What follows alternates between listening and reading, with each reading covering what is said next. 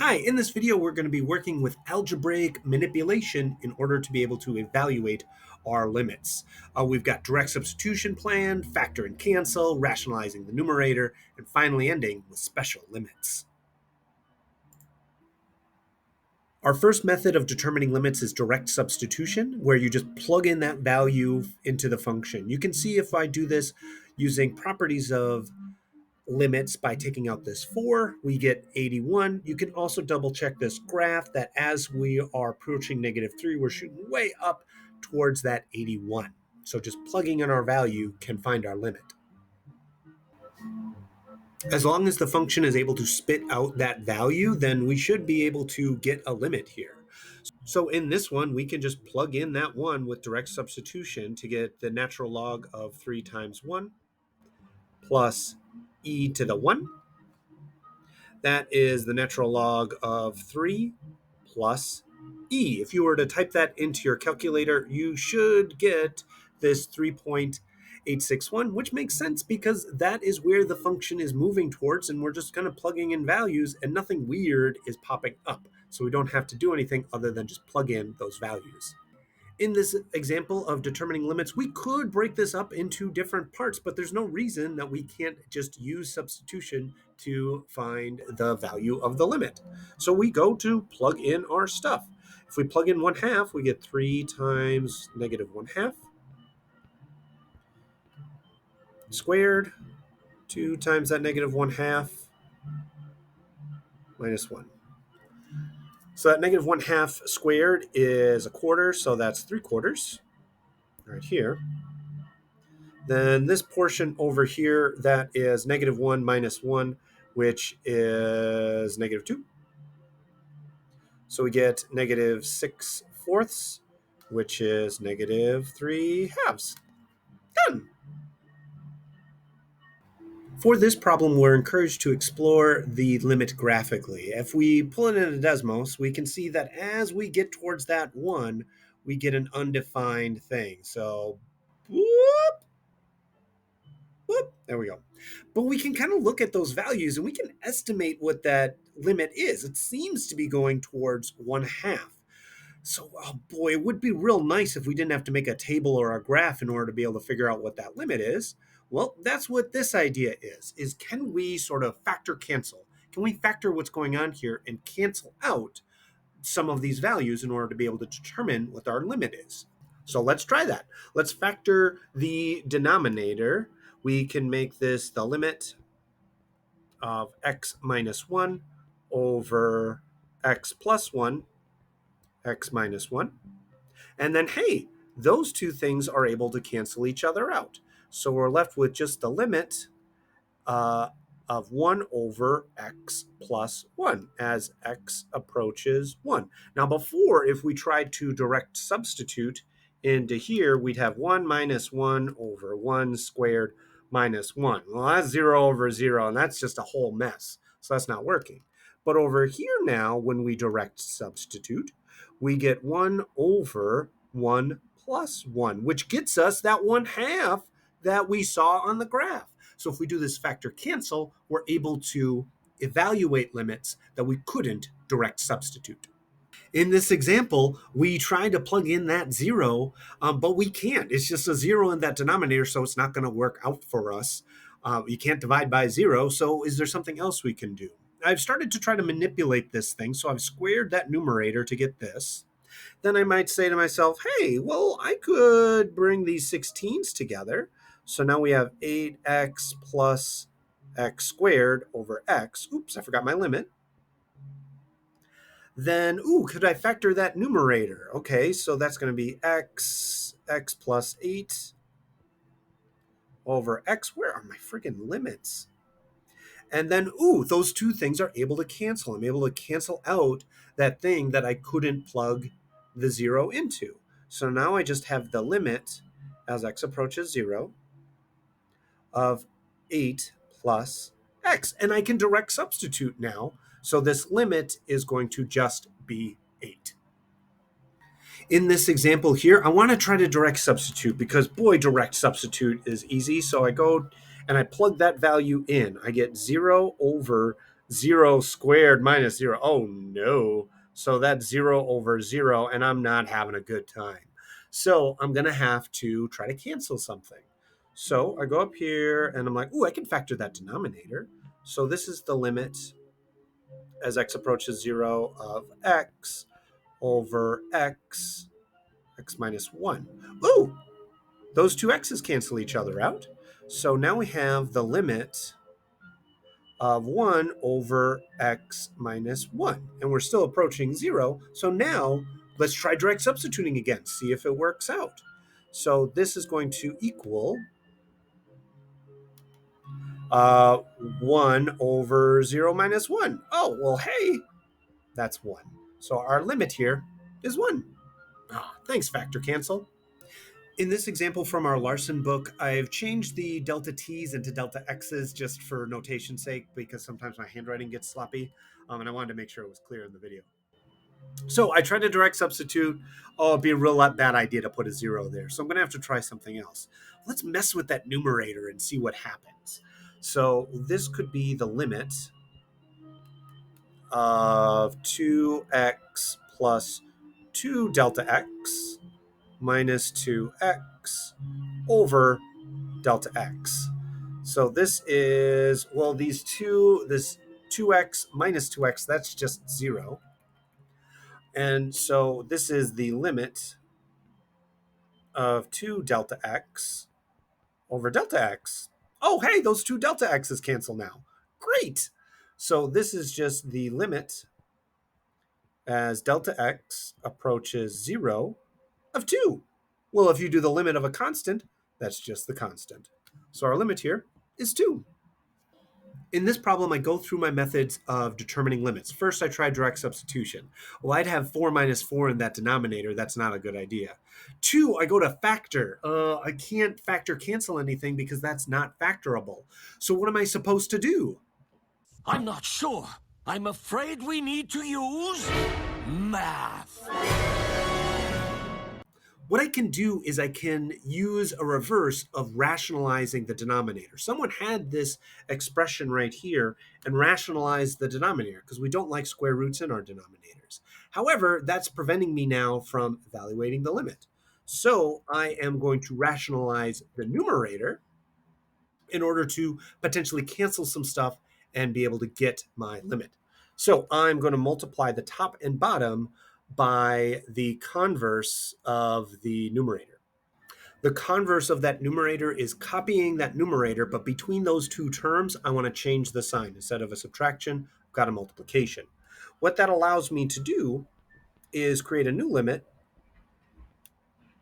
where I can square the first thing, that x plus 5, and I got just x plus 5. The square root of x plus 5 squared, it's just x plus 5. Square the last thing, the 3, which is a 9, and then slap a minus in the middle. Now, that denominator, I mean, you could FOIL it, but our goal is to cancel later. So let's just leave that multiplied together, that x minus 4, and then the square root of x plus 5 plus 3. My gut reaction in those is to FOIL them, but don't. You don't want to. You'll just make more work for yourself. That numerator, and here's why, you can see becomes an x minus 4. Ooh, that will cancel with my denominator. Just like that. So now I have the limit of 1 over the square root of x plus 5 plus 3. And this is as x is approaching 4. Now let's try to, ooh, that's too long. Now let's try to direct substitute again. Well, if I put this 4 in right here, I'd have 4 plus 5, that's 9. Square root of 9 is 3. This equals 1 over 3 plus 3. Hey, that's a sixth. And there is my limit. In this problem, I go through my methods of trying to evaluate my limits. 1, I try to direct substitute. 5 times 0 is going to be 0, and that's not going to be very good. 2, I try to factor. I can't factor sine, so no. Maybe I want to rationalize my numerator. There's no even freaking square roots in there. So what am I supposed to do? I'm afraid we need to use math. Fortunately, we've been given some little tricks. These are true statements that we can use for now. We're going to learn later about where they come from. But for now, we're just going to assume these limits and have them in our back pockets in order to be able to evaluate some of these transcendental functions. So what I do have is this is really close to that one. However, it's got a 5 in there. Using our properties of limits, we can say that, hey, this is equal to the limit. I'm first going to manipulate that inside of 1/5 of sine x over x. If you've got a constant inside of a limit, you can bring that constant in front of our limit. And then we can apply those like kind of given statements. This is the limit as x is approaching 0 sine x over x, which is right up here. So we know that this limit is 1 times that 1/5, and boom, there's our limit, 1/5. In this problem, we want to try to work through this transcendental function. So we go through our steps. 1, can we put in 0? No, that's not going to be good. 2, can we factor and cancel? It's not in the factor. 3, can I rationalize? Nope, no, that's not going to be a good idea. So I have to use some of these top tricks in order to be able to figure out what's going on. Math. The first thing I might be thinking about is like I've got a squared and none of the things that I have squareds in them. So I want to break that limit up into 2 separate limits.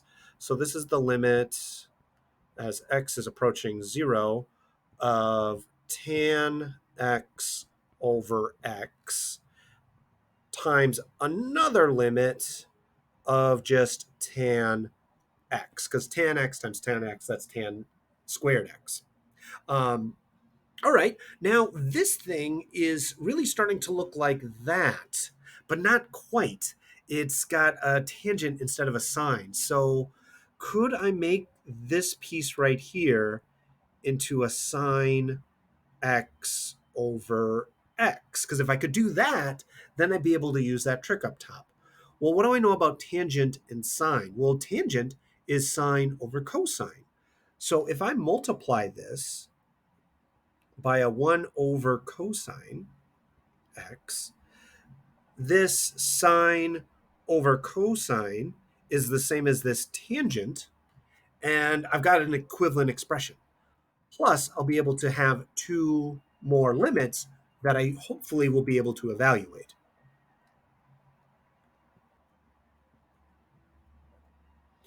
Filling in the rest, I want to try to break up these limits one more time using that product property of limits. So I've got the limit of sine x over x times a limit, of 1 over cosine x times another limit of tan x.